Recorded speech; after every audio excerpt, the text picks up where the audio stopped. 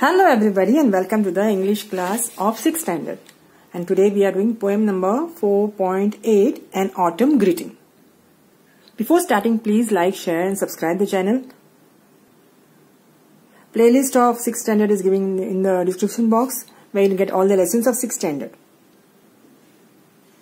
If you have any questions, please comment me in the comment box or mail me on my mail ID. So let's start with the poem. An Autumn Greeting. तर autumn म्हणजे काय? तर autumn म्हणजे उन्हाळा जेव्हा संपतो आणि नंतर पाऊस येतो आणि पावसानंतर पुन्हा हिवाळा येतो. तो मधला जो काळ असतो जेव्हा झाडांना नवीन पालवी फुटते, हिरवीगार पानं नवीन येतात म्हणजे सुकी पानं, ड्राय लीव्स जेव्हा गळून पडतात आणि नवीन पालवी येते, त्या ऋतूला आपण इथे शरद ऋतू सुद्धा म्हणतो. ओके, तर त्या ऋतूला ऑटम म्हणतात. ओके, उन्हाळा आणि हिवाळा ह्यांच्या साधारण मधला काळ जो असतो जेव्हा झाडांना नवीन पालवी येते त्यावेळेला ह्या ऋतूला ऑटम म्हणतात. त्या काळात ड्राय झालेली पानं, सुकी पानं गळून पडतात झाडाची. तर त्याच ह्याच्यावर ही कविता बेतलेली आहे. Okay, An Autumn Greeting. Come little leaves, said the wind one day. Come over the meadows with me and play. Put on your dresses of red and gold. Summer is gone and the days grow cold. तर जे हवा आहे, वारं आहे, ते काय म्हणते त्या पानांना की कम लिटल लीव्स, छोटी छोटी पानं, लिटल लीव्स, तुम्ही आता या खाली धरतीवर या. Come little leaves said the wind one day. Come over the meadows. Meadows म्हणजे मोकळी जागा. कम ओव्हर द मीडोज असं ती हवा त्या सुक्या पानांना म्हणते, कम ओव्हर द मीडोज आणि माझ्याबरोबर येऊन खेळा. Come with me and play. Put on your dresses of red and gold. म्हणजे छान छान कपडे तुमचे ड्रेसेस घाला. त्याचे रंग कुठला आहे तर रेड कलरचे ड्रेसेस, गोल्ड कलरचे ड्रेसेस. ओके, पिवळ्या रंगाचे ड्रेसेस, रेड कलरचे ड्रेसेस हे घालून तुम्ही येत जावा. समर इज गॉन. आता उन्हाळा गेलेला आहे. And the days grow cold. आता सर्दी, थंडी, गारठा सुरू होणार आहे. ओके, आता दिवस थंडीचे येऊ लागले आहेत. And the days grow cold. Soon as the leaves heard the wind's loud call, down they came fluttering, one and all. Over the meadows they danced and flew, singing the soft little songs they knew.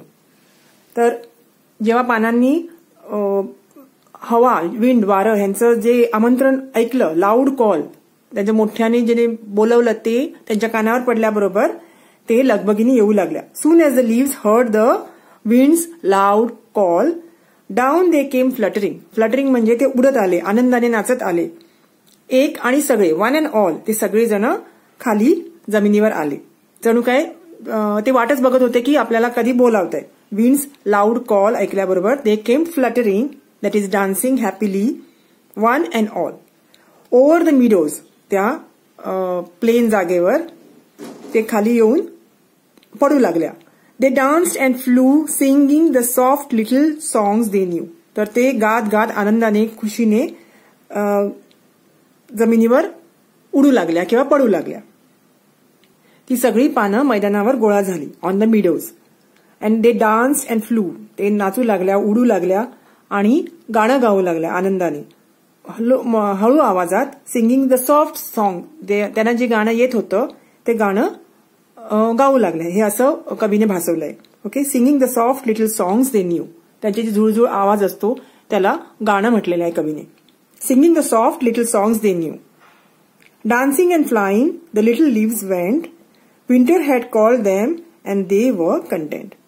तर dancing and flying, त्या उडत उडत गेल्या. तेच meaning next पॅराग्राफमध्ये सुद्धा आहे की dancing and flying the little leaves went.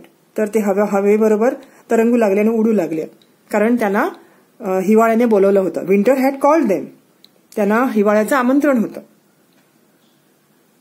Winter had called them and they were content. They were content म्हणजे ते हॅपी होते, सॅटिस्फाईड होते. ती पानं तृप्त होती. दे वर कंटेंट. ओके, दे वर सॅटिस्फाईड, दे वर तृप्त होते, दे वर हॅपी. आणि ते जमिनीवर पडल्यावर, त्या मैदानावर येऊन पहुडल्यावर त्यांना झोप लागली. सून fast asleep in the earthy beds. तर पृथ्वीच्या कुशीत, अर्थ म्हणजे पृथ्वी, अर्दी बॅड म्हणजे माती, प्लेन मैदानावर त्या झोपी गेल्या. सून fast asleep in the earthy beds. The snow laid a soft mantle over the heads. तर नंतर पहाटे जे धुकं पडतं, ज्याला स्नो म्हणतात, इथे आपल्याला आपण धुकं म्हणतो, परदेशात स्नो असतो, बर्फ, जो हळूहळू पडू लागला सकाळी पहाटे, तर त्याचं एक आवरण तयार झालं. मॅन्टल म्हणजे कव्हरिंग, आवरण तयार झालं. आणि ते आवरण कशावर तयार झालं की ती जी पानं पडलेली होती, ड्राय लिव्स, सुकलेली पानं, त्यांच्यावर ते आवरण पडू लागलं. आणि the snow laid a soft mantle over the heads. असं भासवलं की त्यांच्यावर पांघरून घातलं त्या पानांवर, त्यांच्या डोक्यावर. ओके, स्नो, बर्फाचं शांत पातळ आवरण त्यांच्यावर होतं, त्याच्यामुळे ते झाकले गेले सगळे लिव्स. तर ही छोटीशी कविता आहे, लास्ट कविता आहे I guess of this 6th standard English. Okay, if you have any difficulties, please let me know in the comment box, or you can mail me on my mail ID. And for the other lessons of 6th standard, you can go to the playlist link in the description box. Okay, till then, take care and bye bye.